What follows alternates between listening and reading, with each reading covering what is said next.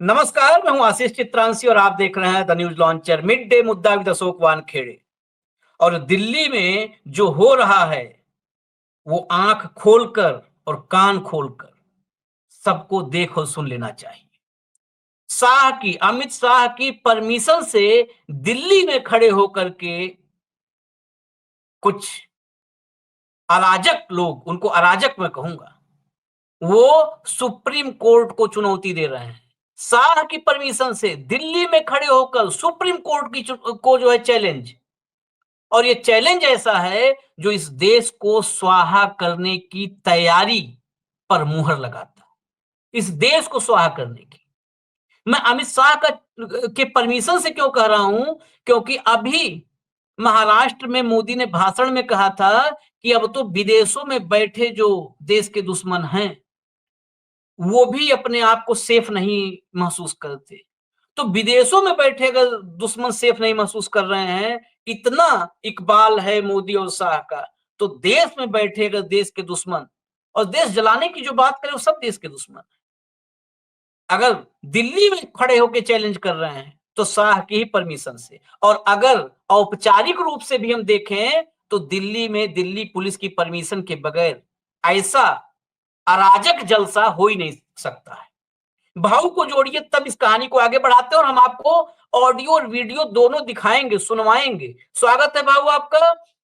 आज मैं एक ऐसा वीडियो क्लिप सुनाने वाला हूं, पहले वीडियो क्लिप सुनाई देते हैं, तब जो है इसके बारे में बताएंगे। कंट्रोल रूम जरा सुनाइए। ये स्वयंभू संत हैं और मंच बहुत बड़ा है, बहुत बड़ा मंच है। कहा जा रहा है कि के साधुओं का प्रतिनिधित्व है, संतों का प्रतिनिधित्व है। जरा सुनाइए, क्लिप सुनाइए। कल्याण सिंह के समय में जब राम जन्मभूमि प्रकरण को लेकर बाबरी ढांचा ढहाए जाने पर उनके खिलाफ एक आदेश हुआ था कि इनको सजा दी जाती है 2000 रुपया 6 महीने की सजा। सुप्रीम कोर्ट की मोहर है हिंदुओं के लिए कि देश के अंदर जो भी ढांचा तुम्हें पसंद नहीं है उसको ध्वस्त करो, केवल 2000 रुपया और 6 महीने की सजा के लिए तैयार कर लो अपने हिंदुओं को। जो ढांचा पसंद है उसको खत्म करो। ये सुप्रीम कोर्ट की मोहर है और उसको पहचानिए। इनको एक बार और सुनवाएंगे अभी थोड़ी देर बाद, ताकि मैंने कहा था कान खोल के सुनिएगा। ये सुप्रीम कोर्ट की मुहर है। अगर ऐसा सुप्रीम कोर्ट है तो कल को 2000 रुपए और 6 महीने की सजा के लिए हिंदू तैयार हो जाएगा। अगर सुप्रीम कोर्ट किसी दिन नहीं पसंद आया तो, किसी दिन नहीं पसंद आया तो तैयार हो जाएगा, फिर ढहा देगा।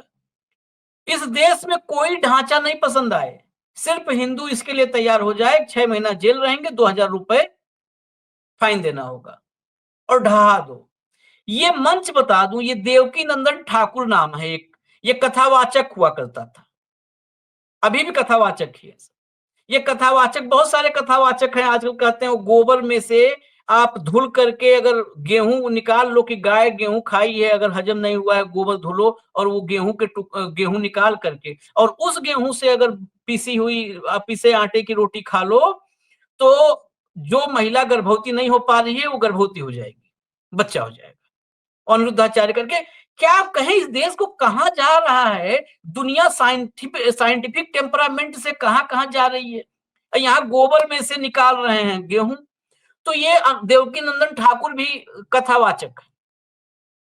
ये देवकी नंदन ठाकुर कि अब बहुत सारी बातें ऐसी है, मैं इनके पे स्पेशल एपिसोड कर दूंगा। ये न्यूज चैनल सेटेलाइट लॉन्च कर रहे थे, इनका एक भाई बैठा था, वही पत्रकार, मतलब वो भाई चलाता, वो भाई सीईओ संपादक होता चैनल का, उसमें भर्तियां हो रही थी। मेरे संपर्क में बहुत सारे बच्चे कहे कि सर एक चैनल आ रहा है और इसमें ज्वाइन कर लें। कुछ ने कहा कि अगर आपका परिचय हो तो बोल दीजिए, वो रनडाउन प्रोड्यूसर हो, इसके लिए कहीं पे हो जाए, बहुत बच्चे बेरोजगार हैं।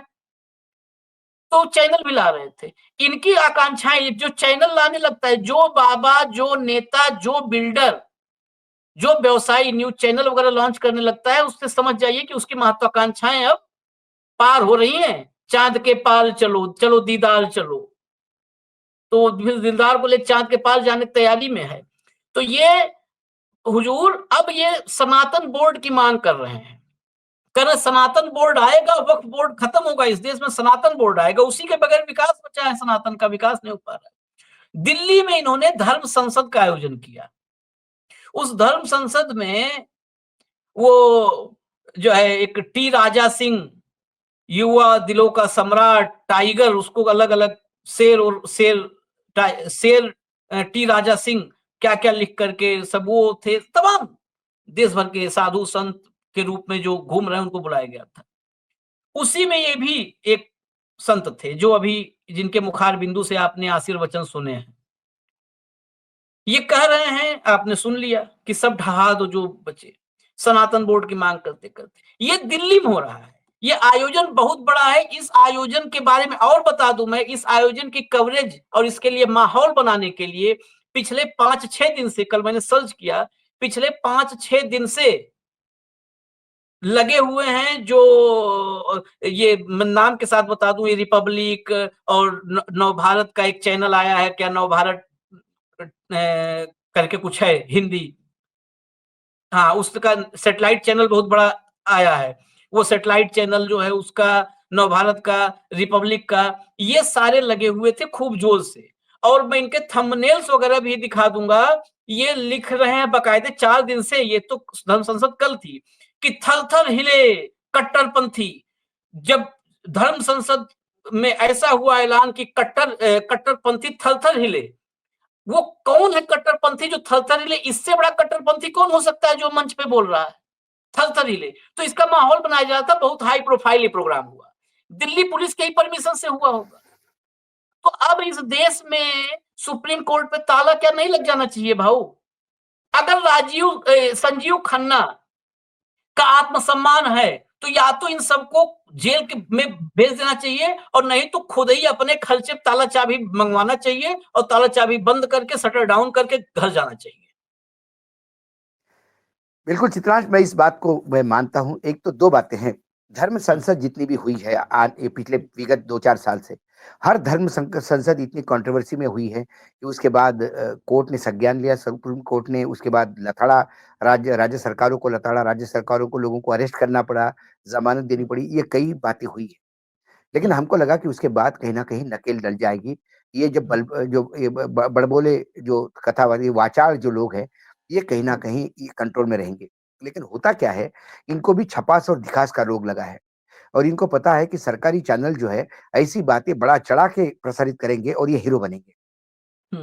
देखिए, तो ऐसी कई राम आंदोलन के समय भी ऐसी कई साध्वियां थी जिन्होंने सारी मर्यादाओं को लांघते हुए बोला था, और वो डार्लिंग ऑफ द क्राउड हो गई। वो पूरा लोग सर पे उठा के ले गए उनको, और एक साथ भी मुख्यमंत्री बनी मध्य प्रदेश में।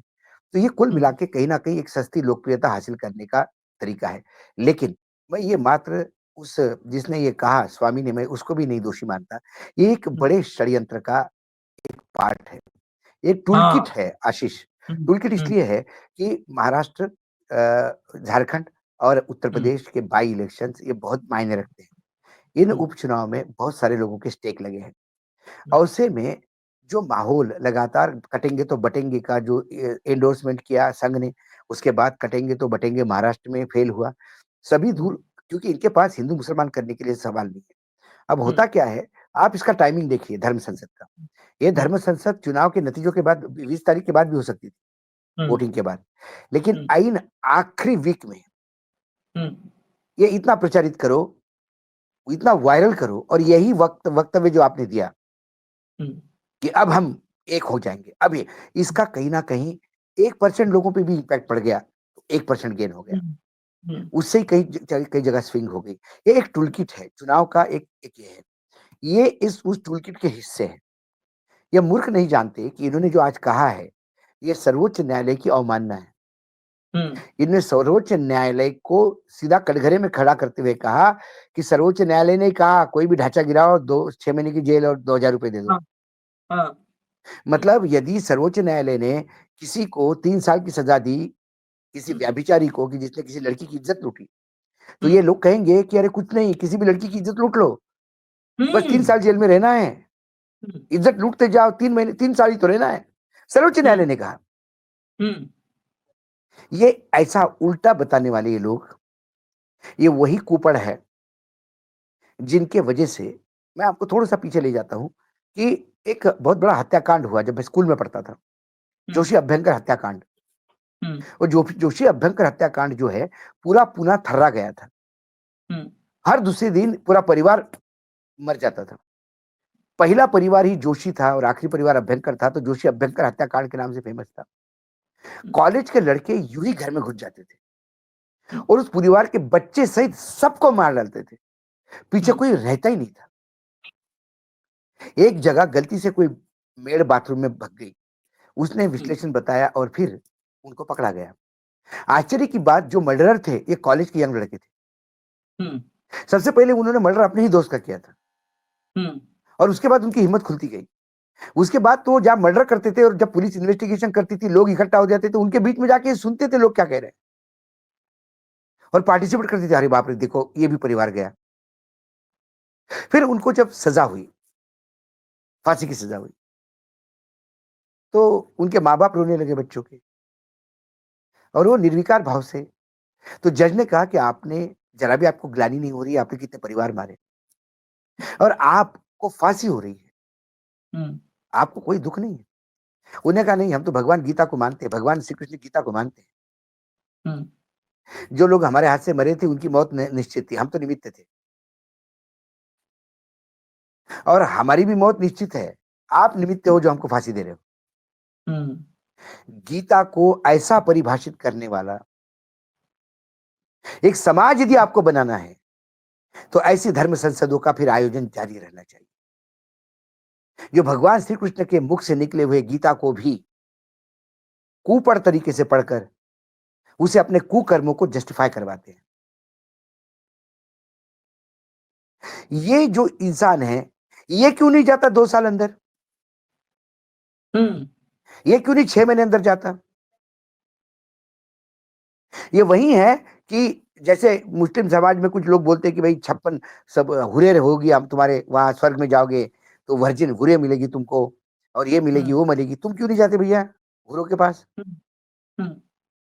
ऐसा कोई किसी भी धर्म ग्रंथ में, मुस्लिम धर्म ग्रंथ में किसी भी रेफरेंसिव जो किसी कहीं लिखा नहीं, हुरों का जिक्र ही नहीं है। ये वैसे ये कोई भी ढांचा गिराओ, इसके बाद क्या होगा? सारी जितने भी धार्मिक स्थल है किसी एक विशेष धर्म के, पूरे तोड़े जाएंगे। उसके बाद उसी के नाम से आप आपस की दुश्मनी निपटा दोगे। कहोगे कि इसके घर में वो रात को हमने अजान सुनी थी, रात के घर में, इसके घर में पूजा, मुसलमान वो नमाज पढ़ रहा था शायद, इसलिए घर तोड़ दिया हमने। 2000 रुपए लो और 6 महीने के लिए अंदर रहते हैं। आप समाज को किस लेवल पे लेके जा रहे हैं? क्या वही समाज है जो राम को पूछता है? ये वही समाज है जो श्री कृष्ण को पूछता है? कौन से समाज की बात कर रहे हैं? और ये क्यों परमिशन है? तो आपने कहा कि परमिशन दी गई। अरे बाकायदा यदि ये टूलकिट का एक हिस्सा है तो परमिशन ही नहीं, उनको संरक्षण भी मिलेगा। हाँ। सिलेक्टिव वीडियो वायरल भी हुए होंगे। पूरी सिक्योरिटी थी, पूरा लाइव की व्यवस्था थी, लाइव। और उसके बाद बहुत ज्यादा जन आंदोलन, बहुत ज्यादा सोशल मीडिया पे या बहुत ज्यादा इसके ऊपर आवाज उठी, तो एक केस एफआईआर कहीं ना अज्ञात व्यक्तियों के खिलाफ एफआईआर दर्ज होगी। और उसके बाद एक आध को अरेस्ट किया जाएगा, सुबह अरेस्ट किया जाएगा, शाम तक उसको जमानत मिल जाएगी।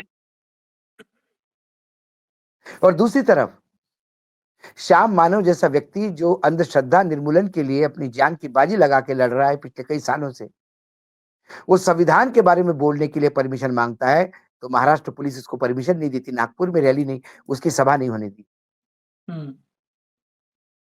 और कहा कि ये संविधान के बारे में आप बोलोगे तो कहीं ना कहीं इसमें चुनाव के समय माहौल टेंशन हो सकता है, चुनाव के बाद बोलिएगा। श्याम मानव जैसे व्यक्ति जो अंधश्रद्धा निर्मूलन और समाज की सेवा कर रहा है, उस पे बैन है। और ये ऐसे लोगों को बुलवाया जाता है परमिशन लेके। ये आपको समाज की पड़ी नहीं है, आपको चुनाव जीतना है, बस सत्ता में रहना है। उसके लिए आपको कई लोग मर कट गए तो भी फर्क नहीं पड़ता। ये हिंदुत्व नहीं है, ये हिंदुत्व के नाम पे कालिक है।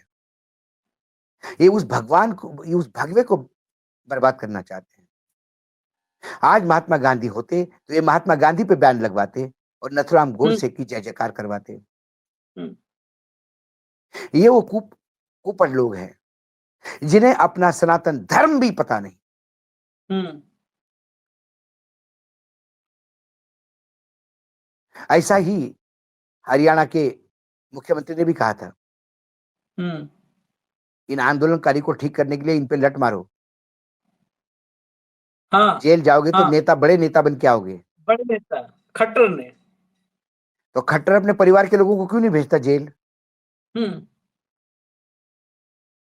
हमेशा इनको दलित, पिछड़े, ओबीसी इन्हीं के बच्चे मिलते हैं आंदोलन करने नहीं के एक, लिए, मस्जिद तोड़ने के लिए। और जब वो ढांचा एक, गिरा, हाँ, जब वो ढांचा गिरा तो इन किसी के में औकात नहीं थी कोर्ट में खड़ा होकर बोलने के लिए कि हाँ हमने हाँ, गिराया। हाँ, हाँ, आडवाणी से लेके जोशी तक सब, सब माफी मांगते हुए घूम रहे थे कि हमने तो पता ही नहीं, सब, सब। हमको तो पता ही नहीं, हम तो थे ही नहीं, हम तो बचाने के लिए आए थे, हम तो लोगों को हम रोक रहे लोग। थे। हम्म, हम्म, ये देखिए कैसे नकली है। हम्म, एक ही शेर निकला मुंबई से, उसने कहा कि हाँ मेरे शिवसैनिका ने गिराया है, हम्म, हम्म, बाला साहेब ठाकरे, हम्म। हाँ, मैं ये सब कुछ रहे। रिस्पॉन्सिबिलिटी लेता हूं। अरे कम से कम, अरे कम से कम रावण का किरदार भी निभाओ, तो कम से कम उतनी ताकत तो दिखाओ, रावण जैसी हाँ, योद्धा तो बनो। हम्म, हम्म, रावण जैसी ताकत रूप लेके आते हैं और जरा शौर्य दिखाने का टाइम आया तो पिछवाड़ा भाग जाते पीछे, पीछे की साइड से। हम्म, हम्म, ये बाबा क्यों नहीं गया राम मंदिर गिराने के टाइम पे बोलने के लिए कि हाँ मैंने हम्म, गिराया? क्यों भाग रहे थे तब अदालत से? सर्वोच्च न्यायालय ने जो राम मंदिर का रास्ता प्रशस्त किया था, मंदिर बनाने के लिए बोला था, उस निर्णय में भी मस्जिद गिराने को गलत ही कहा है हाँ, और ये कहा कि मस्जिद गिराने का केस कंटिन्यू रहेगा और ये नहीं 2000 रुपए एक, का जुर्माना बोलते हैं। नहीं नहीं ये जो आपने कहा टूल किट, इस टूल किट को समझने का आज वक्त है। ये टूल किट का भी एक हिस्सा था। मैं एक हिस्सा और चर्चा में ले आता हूं, इसलिए क्योंकि देखिए एक साथ संविधान और आरक्षण की जो बात होती है कि संविधान और आरक्षण खतरे में है, आज उसी टूल किट में ये टूल किट सिर्फ मुसलमानों के को टारगेट पे नहीं रखा हुआ है। इस टूल किट के निशाने पर देश के दलित और पिछड़े भी हैं, दलित और बिल्कुल है। पिछड़े भी हैं। क्यों है उसका मैं सबूत आपको दे रहा हूं। इस देश में आज की तारीख में सबसे ताकतवर भगवाधारी अगर कोई है संत, वो मुख्यमंत्री वाले नहीं, मुख्यमंत्री छोड़ करके, तो एक राम नहीं नहीं नहीं, भद्राचार्य नाम के। मुख्यमंत्री को, अरे मुख्यमंत्री को संत मत कहो, क्योंकि क्या है अभी भी कुछ संत इस देश में बचे हैं। नहीं मैं उनका नाम भगवाधारी, छपता नहीं या टीवी फोटो दिखता नहीं, इसका मतलब वो संत नहीं है। कई संत ऐसे हैं। हाँ बिल्कुल आपने सही कहा कि वो तो वाकई बोलने पर भी माफी मांगनी चाहिए अगर हम संत बोल दिए। मतलब जो ये संत स्वयं कथित रूप से संत हैं, कथित संत, उनमें जो सबसे ताकतवर इस देश में है वो गिरधर मिश्रा उर्फ राम भद्राचार्य हैं। मोदी जी भी जाते हैं तो 90 पे एकदम सर झुका देते हैं, उस पे हाथ रख के वो कहते हैं जाओ प्रधानमंत्री बन जाओ। कल उन्होंने एक ऐसा बयान उनका छपा है, मेरे सामने भी इस समय खुला है, जिसमें उन्होंने कहा, आप चौंक जाएंगे कि उन्होंने कहा ये जो राजस्थान में, मैं कोट अनकोट पढ़ देता हूं, कहा जानते जानते हैं जब मुख्यमंत्री की चर्चा चल रही थी कि राजस्थान का सीएम कौन बनेगा, तो मैंने ऊपर बात की इन्होंने ऊपर बात की और कहा कि राजस्थान का मुख्यमंत्री ब्राह्मण को बनाओ। ऊपर इन्होंने बोला ब्राह्मण को बनाओ। सभी ने कहा कि कैसे होगा, वसुंधरा जी कैसे मानेंगी। तब हमने कहा कि उन्हीं के मुंह से कहलवाओ, और इस तरह से मेरे समझ से राजस्थान को पहला ब्राह्मण मुख्यमंत्री मिला। ये राम भद्राचार्य हैं। इसलिए मैं ये उदाहरण बताया, खबर इससे अलग है, इसलिए बताया कि इतने ताकतवर हैं कि मुख्यमंत्री हम लोग कहते थे शाह तय करते हैं, ये तय करते हैं, वो तो मतलब बाकी काम पर्ची उर्ची पे नाम लिखने काम शाह करते हैं, ये रामभद्राचार्य करते हैं। इन्हीं के भविष्यवाणी पर प्रधानमंत्री बने मोदी, इन्हीं की भविष्यवाणी पर योगी बने, जो है मुख्यमंत्री बने, मोदी प्रधानमंत्री बने। इतने ताकतवर है। इन्होंने कल कहा, फिर कोट और अनकोट बता रहा हूं भाव, ये देश के दलित और पिछड़े सब सुन लें गिरधर मिश्रा का स्टेटमेंट। गिरधर मिश्रा उर्फ राम भद्राचार्य। 100% नंबर लाकर सवर्ण का बच्चा जूता सिए, 100% नंबर लाकर सवर्ण का बच्चा जूता सिए, और 4% नंबर लाकर के एससी का बच्चा नौकरी पाए।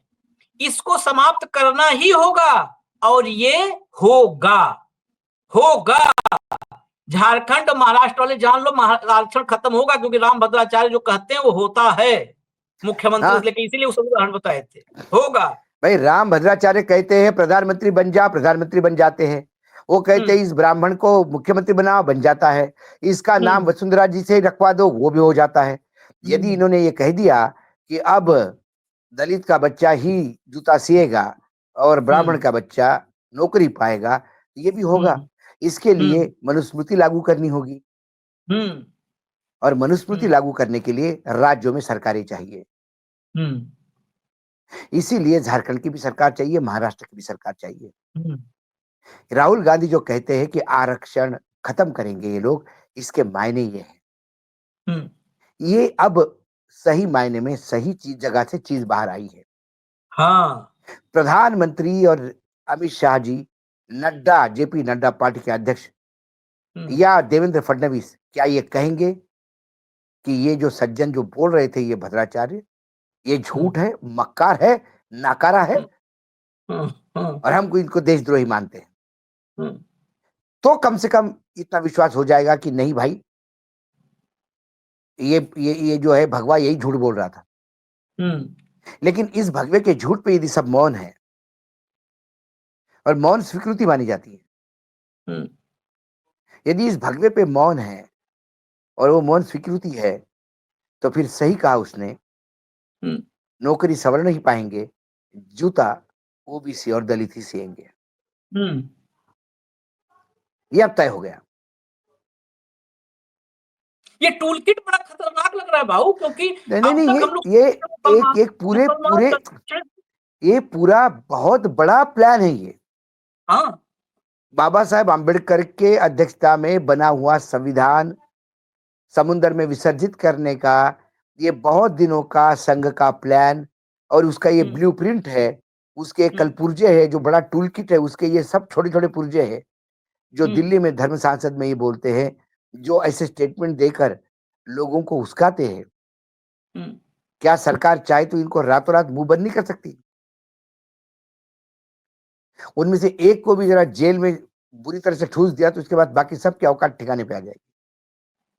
लेकिन क्या करें, अरे व्याभिचारी जो संत का नाम लेके व्याभिचार करता है, ऐसा बाबा राम रहीम भी चुनाव के समय पैरोल पे आता है, क्योंकि व्याभिचारी ही सही वोट तो दिलवाता है, भ्रष्टाचारी ही सही वोट तो दिलवाता है।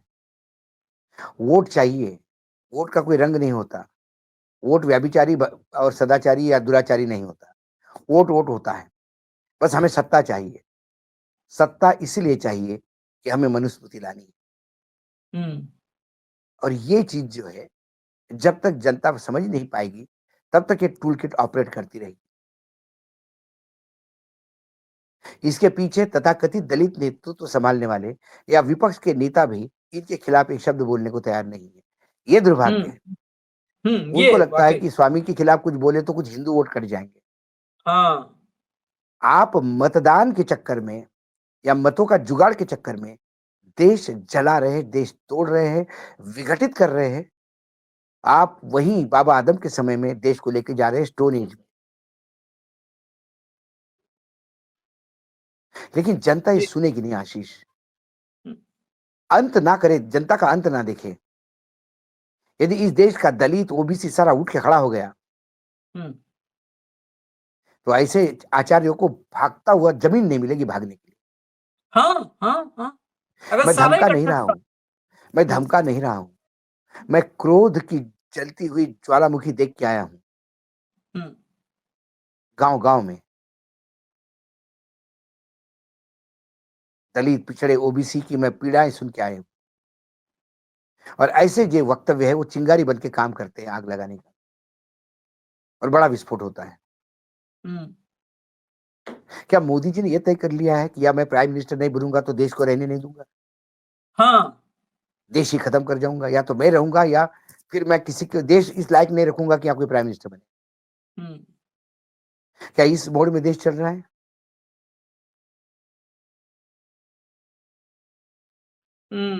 जिस डाली पे संघ बैठा है उसी को तोड़ रहा है, इस संघ को समझना चाहिए। पेड़ की डाली तो टूटेगी, संघ की भी कमर टूटेगी, ऊपर से गिरेंगे नीचे। खैर, ये समझने के लिए उतना हृदय विशाल होना चाहिए, उतनी सोच गहरी होनी चाहिए। वो आपने सही कहा कि जाते जाते वो एक कुछ होता है, जब हम लोग छोटे थे तो खेलते थे, तो कुछ एक बच्चे होते थे जिनका बैट होता था या कुछ का नहीं भी होता था, वो खेलते थे, जब वो बैटिंग करते थे और आउट होते थे तो खेल ही खत्म कर देते थे, बैट लेके भाग जाते थे। तो मुझे लगता है मोदी जी उसी तरह से अब हैं कि अब वो बैट लेके भागने का मतलब खेल ही खत्म, देश का खेल ही खत्म कर दो, बस हम रहेंगे प्रधानमंत्री, हम नहीं रहेंगे तो फिर न देश, न संविधान, न लोकतंत्र, उस हालत की तरफ ले जा रहे हैं। ये सबूत हैं राम भद्राचार्य और वो धर्म संसद, ये सबूत हैं उस बड़े टूल किट का। और अब निशाने पर सिर्फ एक समुदाय, एक धर्म विशेष नहीं है, अब निशाने पर इस देश का बहुसंख्यक है, इस देश का बहुसंख्यक, उसमें दलित भी है, उसमें पिछड़ा भी है, उसमें आदिवासी भी है, उसमें मुसलमान भी है। बस चंद ऐसी शक्तियां जो पूंजीवादी, और इसके पीछे भी ये धर्म से संचालित नहीं हो रहा है, ये पूंजी से संचालित हो रहा है, ये भी एक मेरा भ्रम है, मतलब मेरे मन का डाउट। ये सब नहीं, पूंजी से वस्तुस्थिति है, संचालित हो रहा है। वस्तुस्थिति है। हाँ। यदि ट्रम्प चुनाव जीतने के बाद कहता है कि एलन मस्क की वजह से मैं जीता, तो अडानी साहब पूरा जीत का श्रेय मोदी जी के यहाँ लेते हैं। फर्क यह है कि अब इनको बोलना बाकी रह गया और वो भी हो जाएगा। हाँ, वो भी एक दिन बुलवाएंगे इनसे, बोल दो मेरा नाम भी ले लो जरा, बहुत किया मैंने आपके लिए। क्योंकि ये सारे उद्योगपति भी भस्मासुर बन चुके हैं।